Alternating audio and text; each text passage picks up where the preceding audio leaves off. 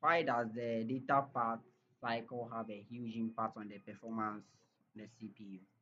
It's going to be an interesting one. And then you are going to also talk about how the CPU fetch, decodes, and execute instruction based on the von Neumann architecture in 1945. So to begin, we are not going to waste much time. We are going to talk about why does the data path cycle have a huge impact on the performance of the CPU? You know, the data path cycle in a CPU has significant effects on performance because it determines how efficiently the CPU can fetch, decode, execute instructions, and transfer data.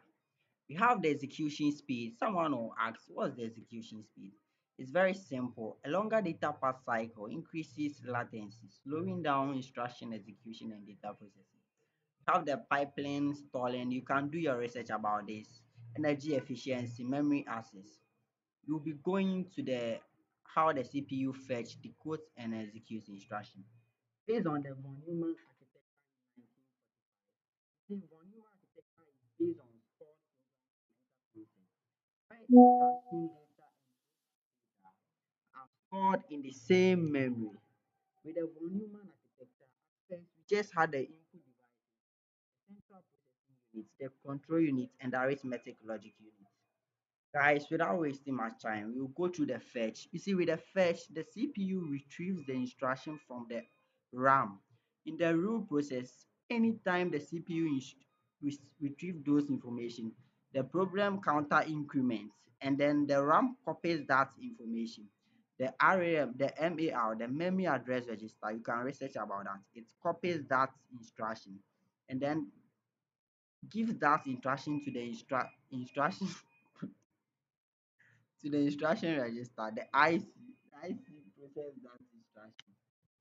And then the arithmetic logic unit performs the calculations on that instruction and the process increases. The process repeats itself throughout the process. With the decode, the control unit just interprets the fetch instruction and it determines the operation to be performed and identifies the required data. I mean operands. The operands are just the individual data types. With the execute part, the CPU performs the operation using the arithmetic logic unit. The arithmetic logic unit, as we all know, just perform mathematical calculations. With the CPU is further. We can go more into the CPU in this video. We have the ALU, the control unit, the registers, and the buses. With the hardware part of the CPU, you could see some lines. Those are the buses we are talking about. Guys, that's all for this video. See you in the next video.